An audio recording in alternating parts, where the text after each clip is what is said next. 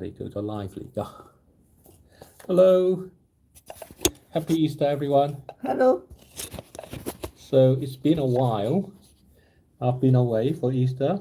Hello. Happy Easter. Happy Easter, everyone, and Mum as well. I came into here and this morning, and the first thing I thought Mum was falling asleep. She said, "No, she's thinking about Donald Trump and the Pope." We were thinking he's gone a little bit crazy now.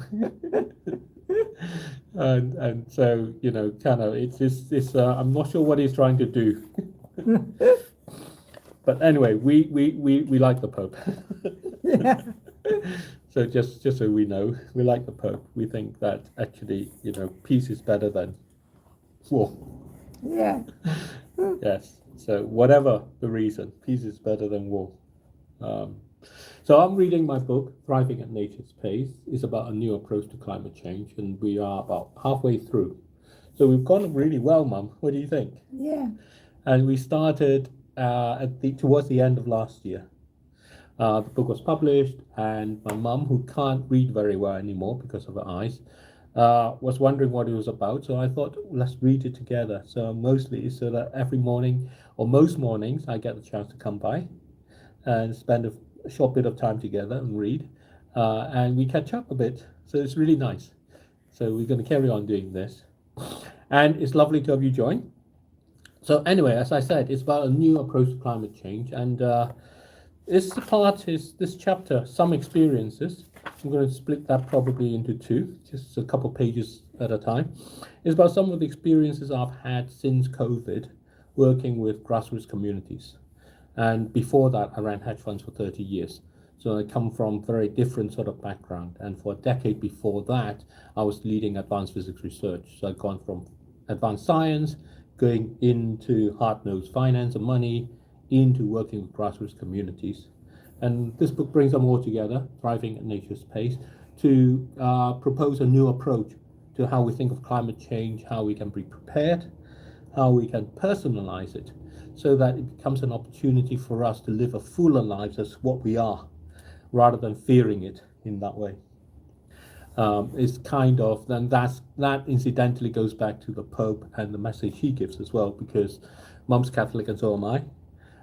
And we're probably the two amongst my whole family who really go to the services and do that. My wife's also do that as well. My youngest daughter, my older children are older children, and they've got work schedules and other things that makes it harder. But anyway, there you go. So I'm going to carry on some experiences.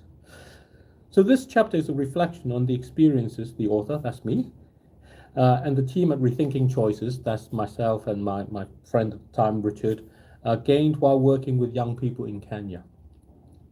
Kenya is a rapidly growing economy in East Africa. It has a population of 55 million. 30% of the population live in urban areas. And that's really interesting, by the way, because in the UK, almost everybody lives in urban areas, really. And in most places, most developed places. The capital, Nairobi, has a population density of 7,000 people per square kilometer, making it similar to London. The demographics, however, are much younger. Half the population in Kenya is under 20 years old. And overall population density for the country is only 2 persons per square kilometers.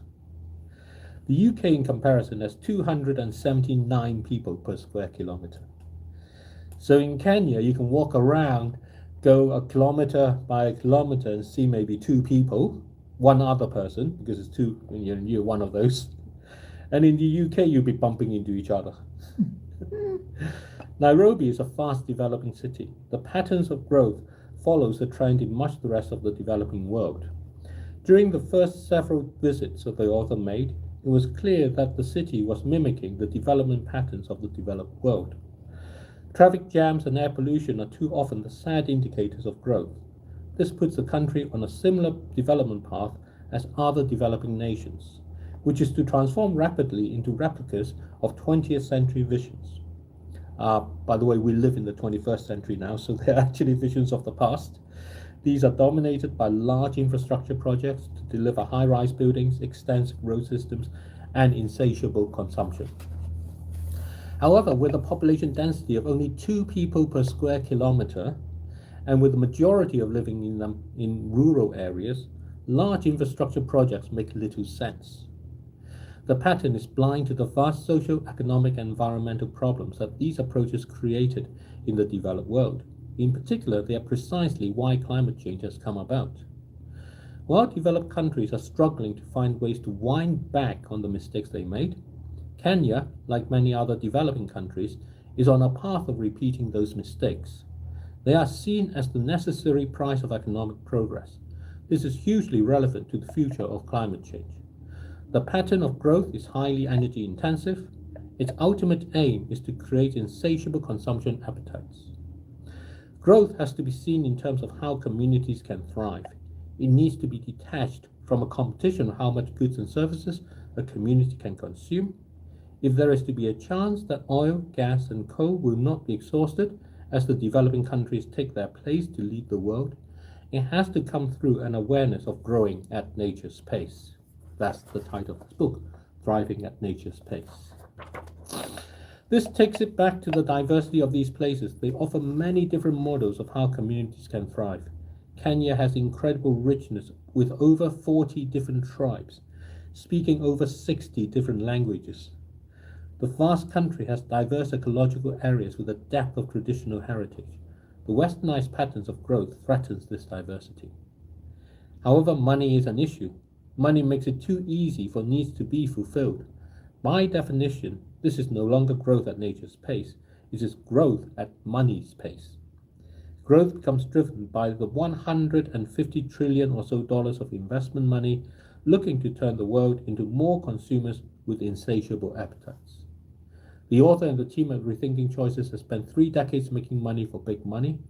They found that offering money often created an expectation for more money. This encouraged dependency and altered the tone of subsequent conversations, and it created difficulties when budgets ran out.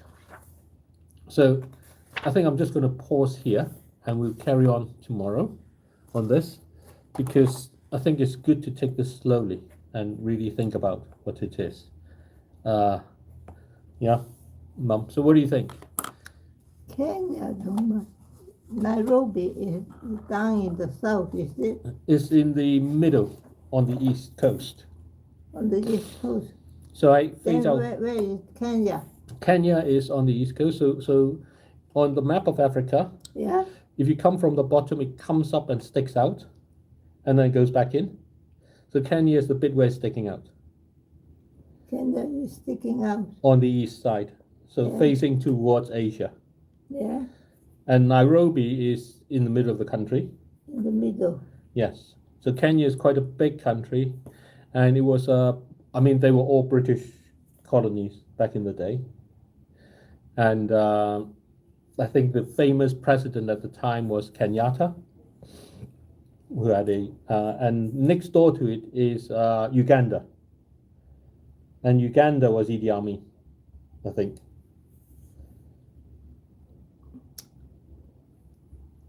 And then you have Ethiopia and Sudan next to that. And where is the Sun City? The Sun City, I don't know the Sun City. It's on the east side. It's on the east side. In the middle of, There's Mombasa. Is it called Mombasa? It's a big port. no, in the middle of Africa. Uh-huh. I don't know, because it's only a city for tourists. Okay. Yeah. Oh, Zanzibar. I don't know. Zanzibar is in Tanzania, which is next to Kenya, just below Kenya. They have got the man-made earthquake. A man-made earthquake, to experience an earthquake. Yeah, every day at noon. Okay, It- they it can shake it. Well, I think I can live without the shaking of the earth. So maybe we'll avoid that one for a bit. Okay. Where is Sumatra? Sumatra is further. It's in Asia, isn't it? Sumatra. Suzette is Tiny is from Sumatra. She's South Africa. Oh, tiny. Okay. tiny. So actually, I will have to check. My geography is actually should be better than this. But anyway, so let's pause here for today. Thriving at Nature's Pace. Do recommend my book. And it's about a new approach to climate change. And I'm reading with my mum, Eleanor. And you can follow the playlist on YouTube. Do subscribe. Right. Bye bye. Bye bye. How do I end? That's where I end.